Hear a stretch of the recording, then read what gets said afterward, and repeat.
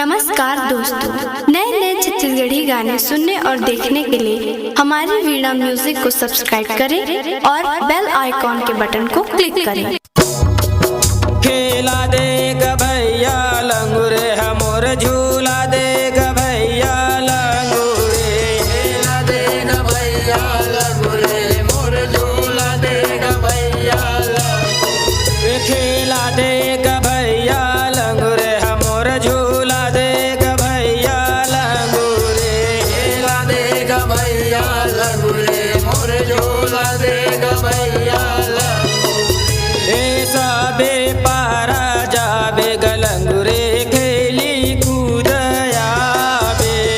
सबे पारा जाबे गलंगुरे खेले कूदया,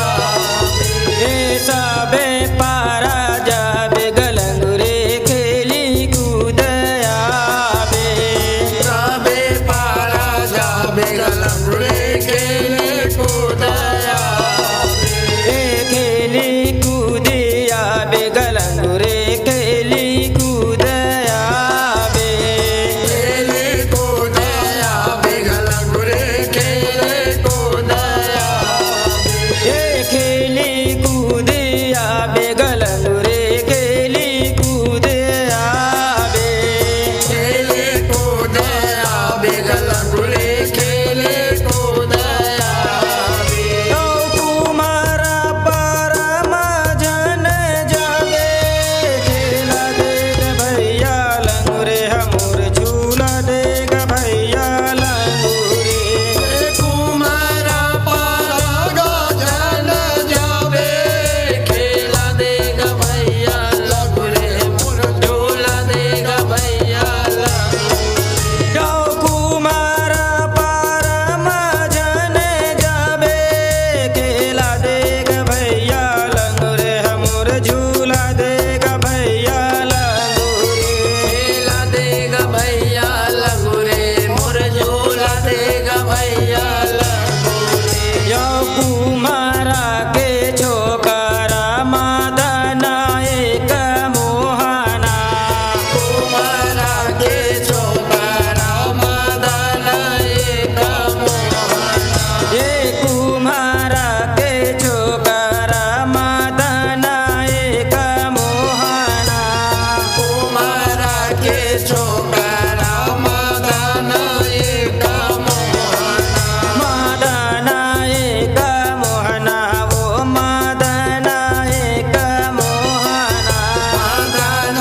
एक मोहना, ओ मदन एक मोहना, डौकले समरा के हैलो भाई, खेला देग भैया लंगुरे हमोर झूला देग भैया